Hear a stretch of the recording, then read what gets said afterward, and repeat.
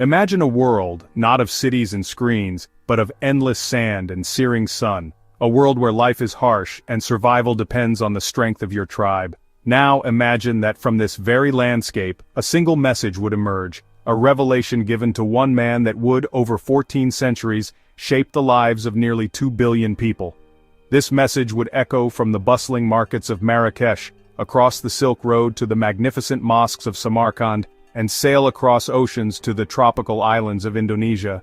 This is the story of Islam, a faith that began with a divine whisper in a desert cave and grew into a global civilization that has profoundly influenced art, science, politics, and the human spirit. But how did this happen? How did a faith born in the periphery of the great Byzantine and Persian empires come to supersede them? Was it purely the edge of the sword, a story of relentless conquest? Was it the allure of wealth, carried on the backs of camels along dusty trade routes? Or was there something deeper at play, a revolutionary idea about humanity's relationship with God and with each other that resonated across cultures and continents? Today we will journey through time to uncover the answers.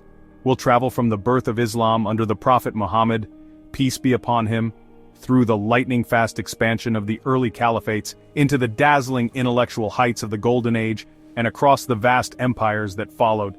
This isn't just a history of dates and battles, it's an epic tale of faith, power, innovation, and the enduring quest for meaning. Let's begin. To understand the birth of Islam, we must first understand the world it was born into. 7th century Arabia, known as the Jahiliyyah or Age of Ignorance, was a land defined by tribalism. Society was a fractured mosaic of clans bound by fierce loyalty and trapped in endless cycles of vendetta and war. It was a world of polytheism, where forgotten prophecies of an ancient monotheism lingered like a desert mirage. At the heart of this world was the city of Mecca.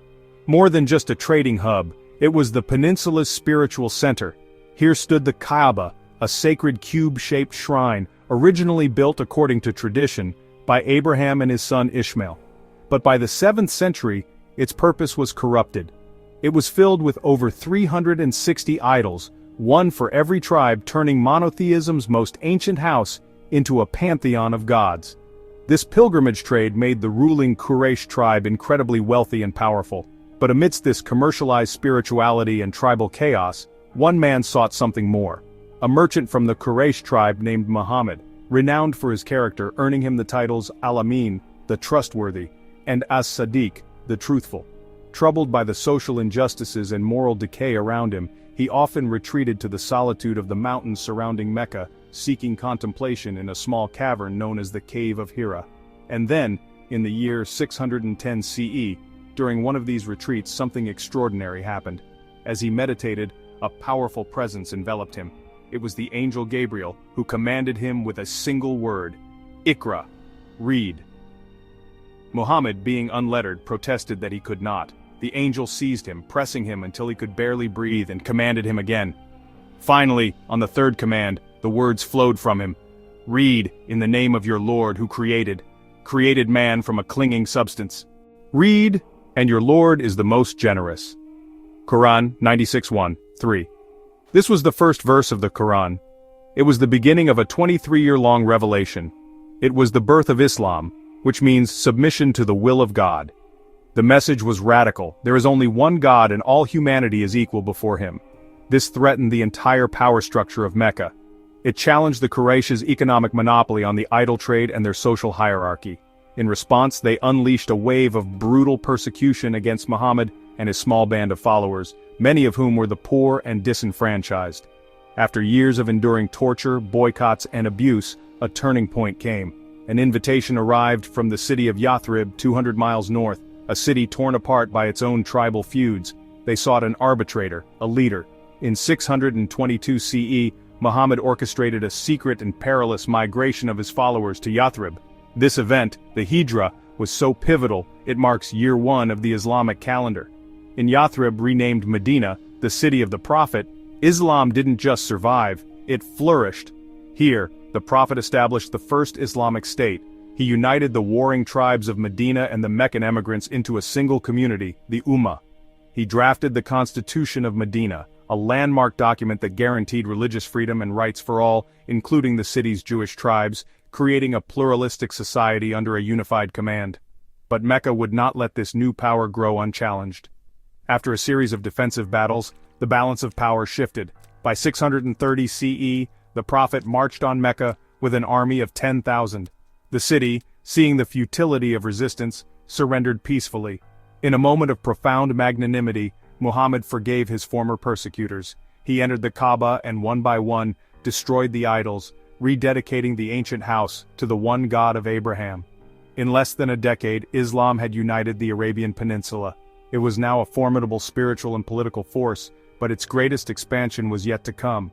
When Prophet Muhammad passed away in 632 CE, the nascent Muslim world faced its first existential crisis. Who would lead them now?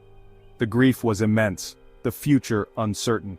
After intense debate, the community chose Abu Bakr, the Prophet's closest companion and father-in-law, as the first caliph, or successor.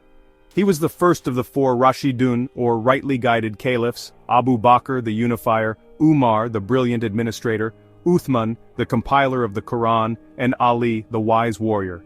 Under their leadership, the energy that had unified Arabia exploded outwards in one of history's most astonishing military campaigns. The timing was perfect. The two superpowers of the age, the Byzantine and Sasanian Persian empires, were exhausted from centuries of war against each other. Their populations were often disaffected by heavy taxes and religious persecution. At the Battle of Yarmouk in 636 CE, a smaller, highly mobile Muslim army led by the tactical genius Khalid ibn al-Walid decisively crushed the mighty Byzantine imperial force. This victory opened the floodgates, claiming the ancient lands of Syria and Palestine. Meanwhile, at the Battle of Qadisiyah in 637 CE, the once glorious Sasanian Empire of Persia crumbled. Egypt, the breadbasket of the Byzantines, followed soon after. In just a few decades, an empire born in the desert stretched from North Africa to the borders of India. But here's the crucial twist. This rapid conquest did not mean forced conversion. This was not a policy of convert or die. Rooted in the Quranic principle, let there be no compulsion in religion, non-Muslims, Christians, Jews, Zoroastrians, were designated as dhimmis, or protected peoples. They kept their faith, their laws, and their places of worship. In exchange for a tax known as jizya, they were exempt from military service and guaranteed protection by the state. Over time, many did embrace Islam, drawn by the simplicity of its message, the promise of social mobility, or the appeal of belonging to the ruling culture. By 661 CE, internal strife led to the end of the Rashidun era, but the foundation for a global empire was firmly set. The Umayyad dynasty took power, moving the capital to Damascus and transforming the caliphate into a hereditary monarchy.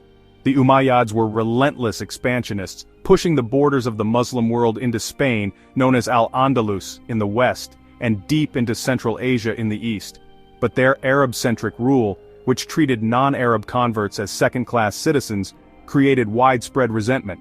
This violated the core Islamic principle of equality, and in 750 CE, a coalition of disaffected groups rallied under a new banner, the Black Flag of the Abbasids.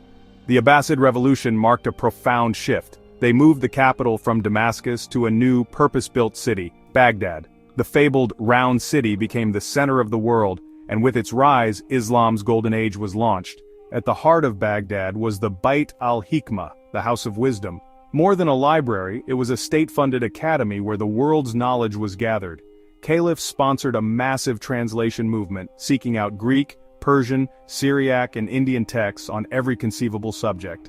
They didn't just preserve ancient wisdom, they absorbed it, critiqued it, and built upon it, sparking an era of unparalleled scientific and cultural innovation. Scholars like Al-Khwarizmi developed algebra and introduced Hindu-Arabic numerals to the world. Physicians like Ibn Sina, known in the West as Avicenna, wrote the Canon of Medicine, a medical encyclopedia that would be used in Europe for 600 years. Thinkers like Ibn al-Haytham pioneered optics and developed the scientific method itself. While Baghdad shone as the intellectual capital, a different kind of expansion was taking place. Muslim traders, mastering the monsoon winds in their dhows, created a vast maritime network connecting the empire to China, India, and Southeast Asia. Along these routes, they carried not just spices and silk, but also their faith, spreading Islam peacefully through commerce and cultural exchange. By the 9th century, the Abbasid Caliphate presided over a cosmopolitan civilization. Islam was no longer just an Arab faith, It was a truly universal religion, a world civilization powered by a fusion of cultures. As political empires rose and inevitably fell, Islam's most enduring and widespread expansion came not from caliphs and generals, but from two other forces, Sufi mystics and merchants. Sufism, the inner mystical dimension of Islam, focused on a direct personal experience of God's love. Sufi teachers, like the poet Rumi, preached a message of universal love and tolerance that transcended religious divides. Their inclusive approach, often blending with local traditions, resonated deeply with people. It was these wandering mystics who were instrumental in converting millions across India, Anatolia, and sub-Saharan Africa, not through force, but through compassion and spiritual charisma. Meanwhile, Muslim traders continued their peaceful diffusion of the faith. Their most remarkable success was in the Malay archipelago. Through trade, intermarriage, and the gradual conversion of local rulers, they brought Islam to what is now Indonesia. Today, the world's most populous Muslim nation, all without a single major war of conquest. In West Africa, the faith was adopted by powerful kingdoms. Rulers like Mansa Musa of the Mali Empire became legendary. His pilgrimage to Mecca in 1324 is the stuff of legend. He traveled with a caravan so vast and carried so much gold that his spending depressed its value in Cairo for over a decade. He returned with scholars and architects, transforming Timbuktu into a world-renowned center of Islamic learning and trade. By 1500 CE, the map of the Muslim world was vast and diverse. Islam was truly global, but a new era of gunpowder empires and unforeseen challenges was dawning. Three great Islamic gunpowder empires came to dominate this period: the Ottoman Turks, who in 1453 conquered Constantinople, ending the Byzantine Empire and making Islam a major European power; the Safavids of Persia, who established Shia Islam as the state faith, creating a distinct cultural identity; and the Mughals in India, who presided over a rich, syncretic culture. They left behind architectural wonders like the Taj Mahal, a timeless monument to love and a masterpiece of Indo-Islamic design. But the world was changing. The rise of maritime European powers marked the beginning of a new, painful chapter: colonialism. For the first time in over 1,000 years, the vast majority of the Muslim world fell under foreign, non-Muslim rule. European empires, the British, French, and Dutch, carved up old territories, drawing arbitrary lines on maps that sowed the seeds of future conflicts. It was a period of profound crisis and humiliation. Yet, Islam endured. It survived through armed resistance, through intellectual movements calling for reform and revival, and through the quiet resilience of faith in mosques, schools, and homes. And today, Islam is the world's second largest and fastest growing religion, with nearly 1.9 billion followers.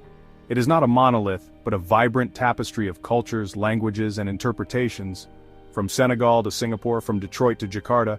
So we return to our question: how did it happen? The story of Islam's spread is not one simple answer. It was conquest, yes, but it was also commerce. It was the intellectual brilliance of its scholars and the heartfelt piety of its mystics. It was the power of empires and the quiet conviction of individuals. Ultimately, from a desert revelation to a global faith, Islam's journey is a testament to the resilience of community, the beauty of adaptation, and the profound power of an idea, a message of one God and one humanity that spoke to hearts across time and space. What do you think was the biggest factor in Islam's spread? Was it military, cultural, economic, or spiritual? Let's discuss in the comments below, and if you enjoyed this deep dive into one of history's most epic stories, be sure to like, share, and subscribe for more. Until next time, peace be upon you.